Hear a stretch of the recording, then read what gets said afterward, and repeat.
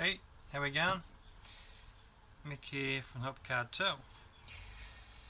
I think approximately 3 weeks, third week, into the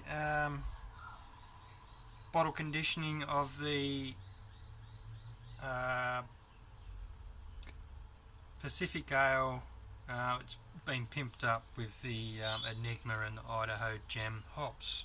So Enigma coming from the Hop Products Australia stables here in Australia, obviously, and the Idaho 7 coming from the States through Yakima Valley. Can't remember what hop yard it came from over there, but it is a very good hop. Worked well with the Enigma in that recipe. So the recipe was 4.5 kilos of ale malt, 570 grams of flaked wheat, 568 to 570 grams of the rolled oats, 15 grams of Enigma at 60 minutes, 15 grams of the Idaho Gem at 60 minutes, and then the 13 grams of Enigma and 13 grams each of the Idaho Gem at 10 minutes, and then the dry hop was 50 grams of Enigma, 50 grams of Idaho Gem day 4 at high Krausen, and then a further 50 grams of each Idaho Gem and Enigma at day 7. We didn't cold crash it, elevated the temperature for 24 hours. So what I did with this one is I just removed it from the fermentation chamber or the temperature controlled fridge, and placed it at ambient temperature for a little over 24 hours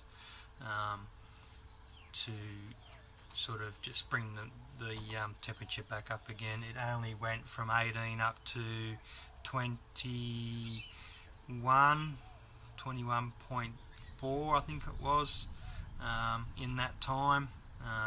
We have had a bit of a sort of a mini heat wave here in Newcastle, a few thunderstorms, but that's only just been the last couple of days. The hops are going crazy. We've got burrs, we've got cones developing, we've got sidearms going absolutely ballistic at the moment. There hasn't been the normal sort of process with this beer, and it was obviously fermented out with USO5, which is pretty much a staple sort of variety of yeast here at the House of Lupul and Brewing. We'll crack it open and see what it looks like. I did do a 1 week and 2 week tester on these. Still obviously a little bit green, being bottle conditioned. I'm feeling that it's pretty close to what it should be. We want it ready in time for Christmas, so we're 10 days out, thereabouts. Nice little hiss on that. So they went back into the fermentation chamber at 18 degrees for the conditioning. Nice hop and malt profile on that. The Enigma is certainly there. Enigma is a pretty good favourite of mine at the moment. I can't get enough of the Enigma hops, so I've obviously ordered a fair bit of that in.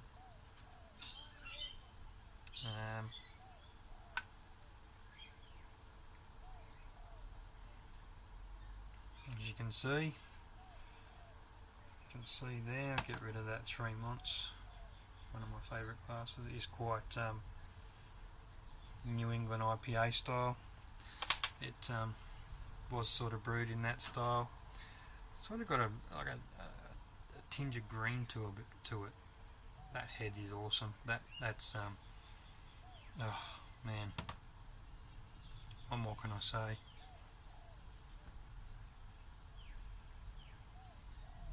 Yeah, it's definitely pineapple, passion fruit,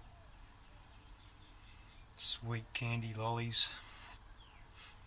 That Enigma. Um, sort of, I've described it before. It's like a licorice. It's and quite pungent and quite dank.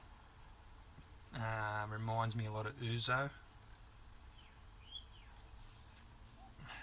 Off on the notes. Excuse me. There's, I don't know if you can see, probably can't see, there's a lot of sediment in the bottom of that bottle. Obviously hops and yeast, not being cold crashed. That's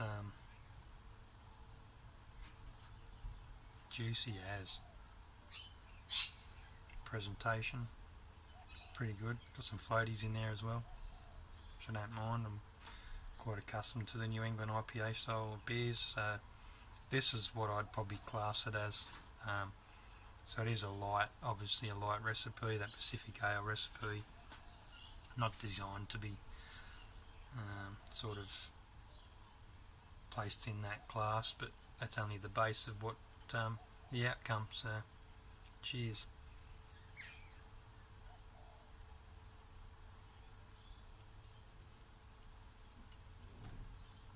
Whoa. Yep. So like I say, at the 1 week mark, it was very hoppy, still green. 2 week mark, that malt, obviously the ale and the wheat came through, and slight creaminess of the rolled oats. On week 2, they were quite prominent in the beer. Now about 3 weeks into it, like I say, it's developing quite well. It's got a moderate lingering sort of bitterness about it. Sweet malt. It's obviously get with that style.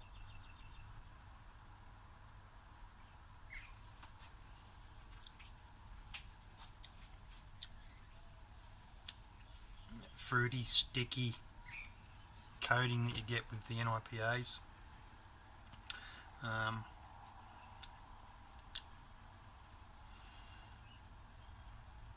It's definitely there in the aroma, and it's certainly there in the flavour. So for me, that's a banger. I'm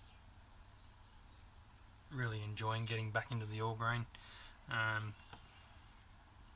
Step away from that heavy twang of the kit beers and the extracts and the partials. Partials are not too bad. They're a good quick sort of fix, keg fillers and bottle fillers.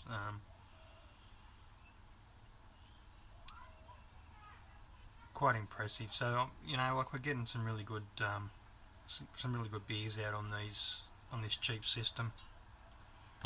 Costs us nothing to build. Costs us more ingredients each time round. Certainly what I've spent on ingredients in the last few brews, I could probably build a number of those systems. It's not hard. Doesn't take a lot of sort of knowledge, doesn't take a lot of time. As much as I'd love an automated system, I'd just love the hands-on. Take a few hours here and there. Takes up a good Saturday for most of us that brew this way, but that's the passion of brewing.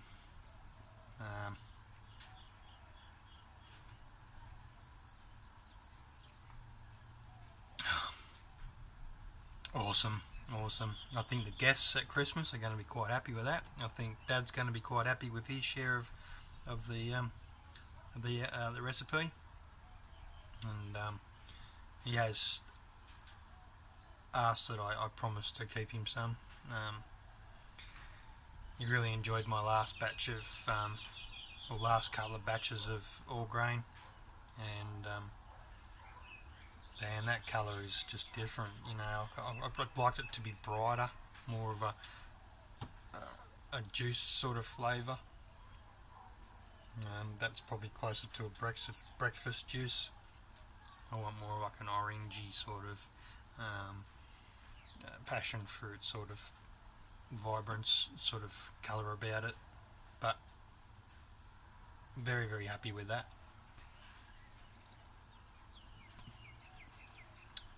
So that's a Pacific recipe, pimped to a New England IPA. This is more of a bitter style of the New England IPA.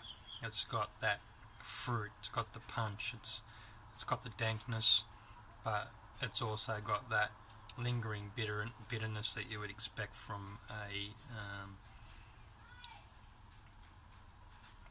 an IPA rather than a New England IPA. So there was, like I say, there was early editions and there was late editions. There was a lot more of a late edition to bring through those characteristics of the Enigma and the Idaho Gem, and I think this this light style of recipe showcases those hops very well. Cheers.